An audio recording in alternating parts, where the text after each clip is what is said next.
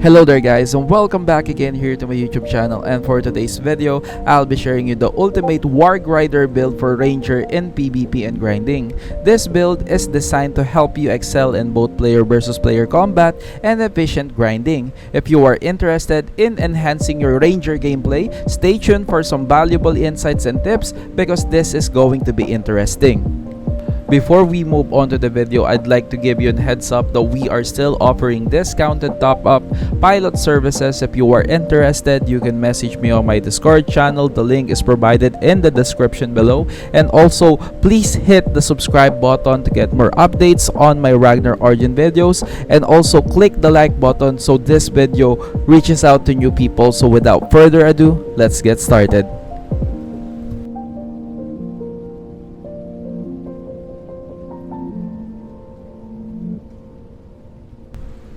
First on our list is the Summoning Howling Wind. Basically, you will summon a wolf that inherits 100% of your attributes and boosts the ranger attack by 10%.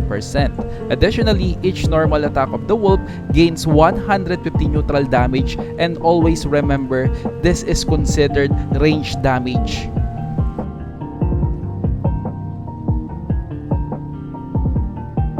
Next, let's discuss the wolf taming technique. When you use the skill, you'll mount the wolf and all of your attacks including your skills are considered range attack. This grants you 60% increase in HP as well as a boost of 30% attack, defense, movement speed. Moreover, you will gain new abilities and can utilize the wolf skills without depleting any energy. To dismount from the wolf, simply use the skill again. It's worth noting that while riding the wolf, your attack speed is fixed at 100% ASPD and your normal attack deals 150% neutral damage. And for those wondering, your wolf and your HP are combined into one life, so exercise caution.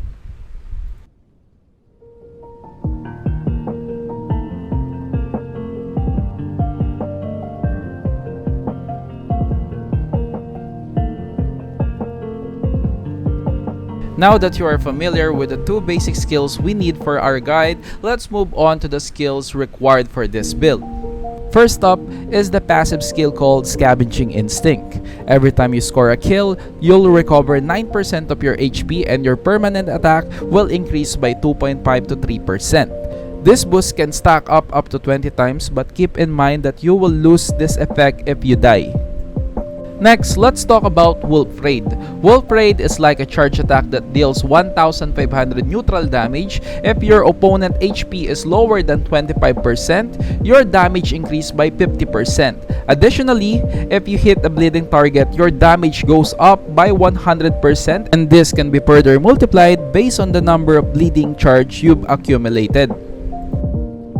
And a friendly reminder, every time you get a kill, the skill will have immediate cooldown with a maximum of 5 times. If you get another kill using a different skill, it will also have an immediate cooldown. This build is great for whalers who can kill enemy players 1 to 2 hits. However, I don't recommend it for free-to-play players because you may not be able to maximize the potential of this build. If you are a free-to-play player interested in being a ranger, I advise considering the super sniping or ADL Warg build, which I'll be uploading soon after this video, so make sure to subscribe for more content. Next up is the Wolf Claw attack. Your wolf will strike, dealing 600% neutral damage, and it can also inflict the wounded status for 4 seconds. When the enemy is wounded, your wolf gains 1 stack of bleeding which can last for 6 seconds and deals 150% neutral damage per second. This effect can last up to 6 times.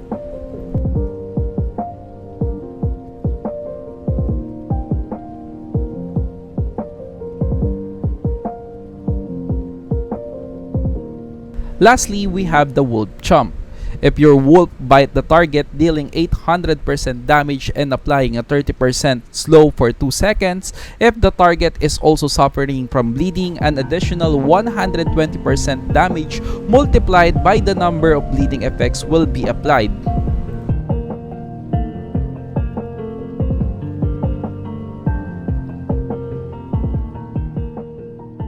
Now that you're familiar with all the skills we need, let's talk about the combo. First, start with the Wolf Claw to inflict the bleeding. Next, use Wolf Chomp to slow the target and deal significant damage. Finally, finish with Wolf Raid, which can potentially deliver a one-hit kill, especially when the bleeding effect is high.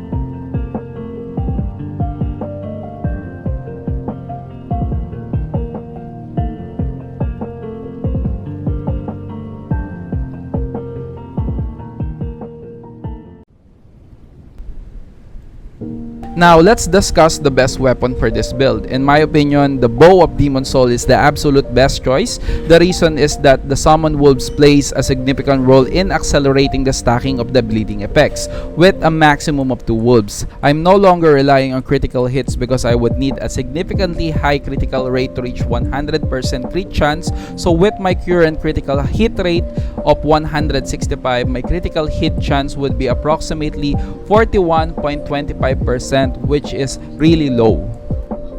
Can be challenging to achieve 100% critical chance with this bow, but it remains the best weapon for this build.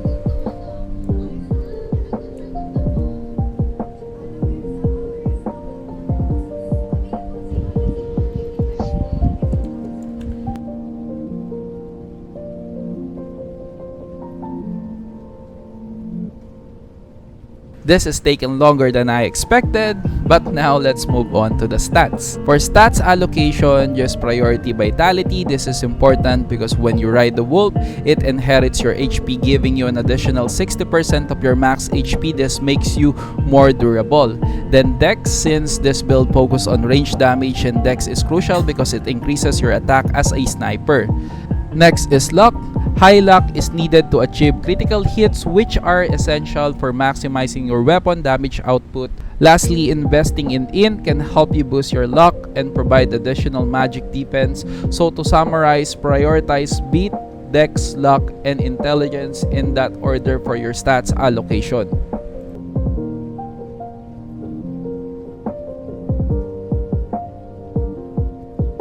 For skill point allocation, you can simply copy or mimic this build. The reason why I choose Falcon over Traps is because I still use it occasionally when needed. However, you can still use Traps, but please note that you won't be able to place them while riding the wolf, so it doesn't make sense. In guild events, it makes sense because you're not going to dive into the stock of enemies. Of course, you'll choose enemy closer to you to attack and contribute effectively without overextending. You can also lay traps to provide support, but I think it's not going to happen, which is why you choose this build in the first place, to keep diving and engaging in fights.